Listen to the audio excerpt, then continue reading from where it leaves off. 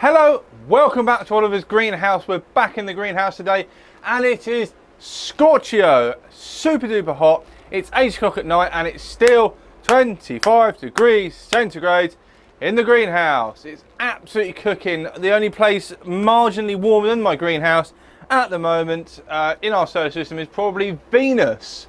So I'm going to try and give you some tips on how to stay cool or keep the greenhouse cool when it's super duper hot. And we're also going to be having a look at an extremely floriferous plant which is just going great guns in the greenhouse at the moment. So I've put lots of planning into this video. No, I haven't. I literally plan none of my videos. It's all done on a purely ad hoc basis.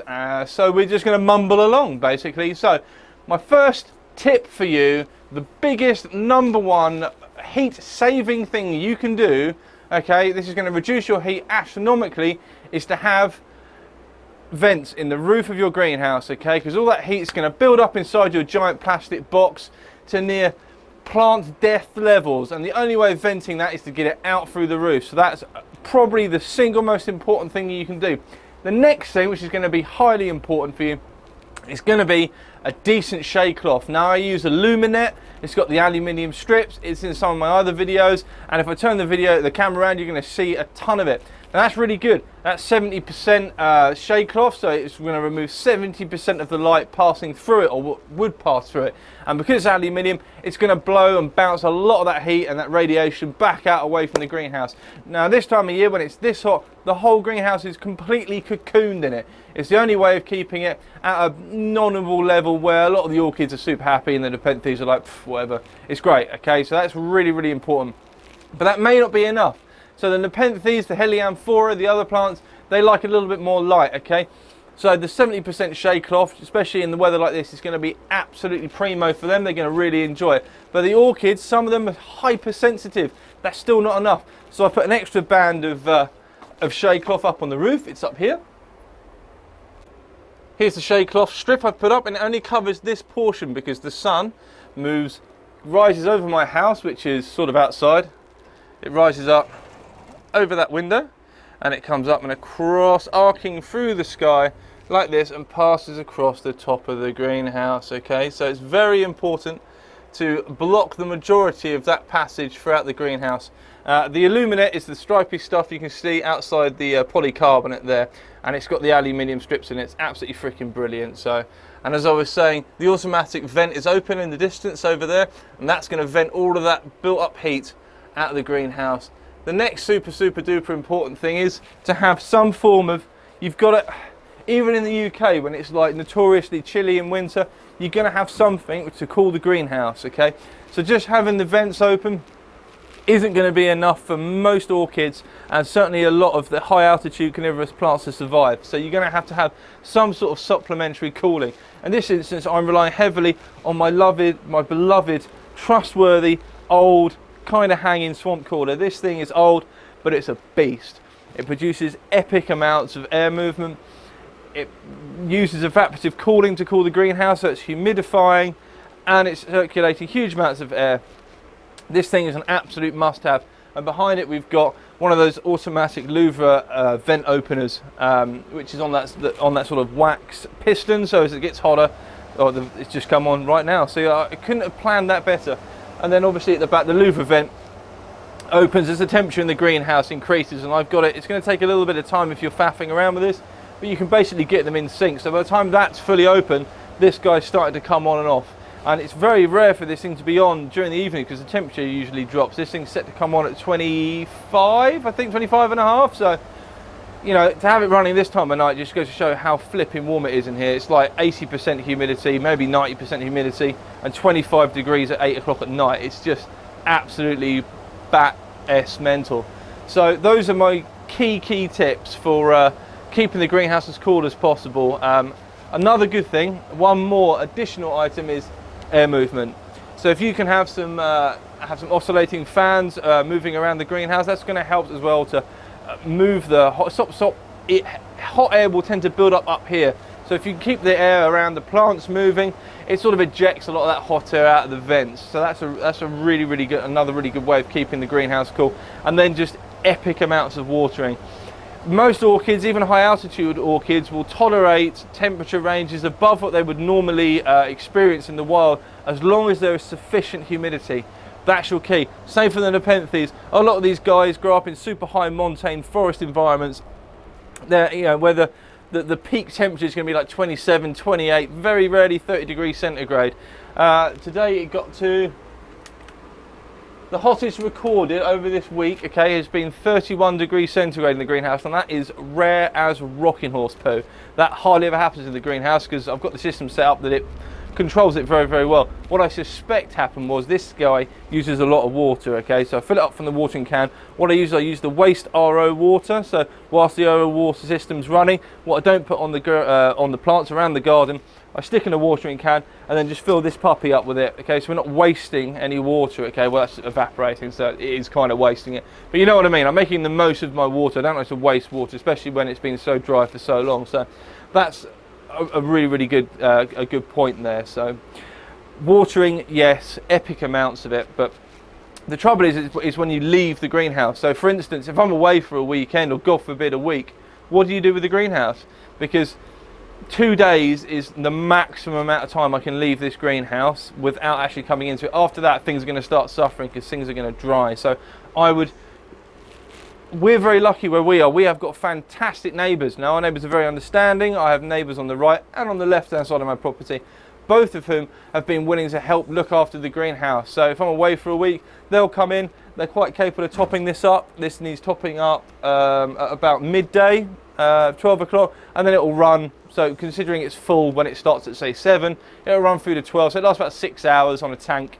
And then it just needs filling up. So they're capable of doing that. They'll also, if I leave the spray bottles charged up, they'll come around and spray the plants for me. It's quite easy. And that just keeps them at a sort of a base moisture level. So by the time I get back, give them a good soaking again, and that's absolutely fine. I still, even in this, because it's so humid in here, I'm still only watering at most once every 4 days, because actually just topping it up with the spray lines is sufficient for the greenhouse. So, and the water trays, it's easy enough to just fill some water out the water butt and top these guys up. So I'm very lucky. So that's, if you are going away, be nice to your neighbours and or family members, and hopefully they'll be able to fit in for you. So, and look after this. I mean, a week of this weather, everything in here would be completely dead. I mean, completely dead. There'd be nothing left alive. It's just so hot. So enough babble about those brief tips. Let's get out what is probably the most impressive floriferous, great word, plant in the whole greenhouse at the moment, and this thing is a machine. Now, this was gifted to me by Rupert Kingsley. We've already seen one of his plants. I'm pretty sure it is Rupert. We saw the Gongora, which is still in flower. It's still producing more flower spikes. The thing's just a complete lunatic. One of the other plants he gave me was an enormous Bulbophyllum lobbii, and it is just flowering like nothing I've ever seen before. So let's check that out. I'll pick you guys up, I'll turn this fan off, and I'll put it up here and we'll have a look, because it is brilliant. Okay, so here we go. Hopefully before we lose all the light, look at the size of this plant.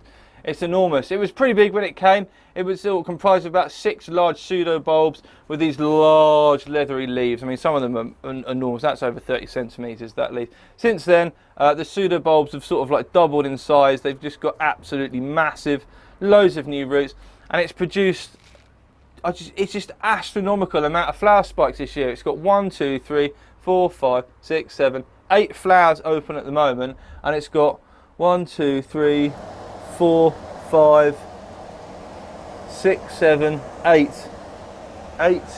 It's got another 8 flowers. What's that? Is that 16?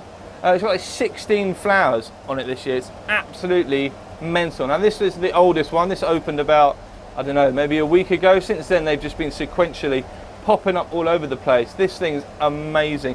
And interestingly enough, it's also one of the parents of Bulbophyllum jersey as well, which are both soon to be in flower as well. So I've actually got both parents, Bulbophyllum lobbii, Bulbophyllum echino-labium, which is sat over there with a new growth on it, are both the parents of the hybrid Bulbophyllum jersey. So that's quite nice to have that. If I zoom in, we'll have a little bit of a closer look at some of these flowers.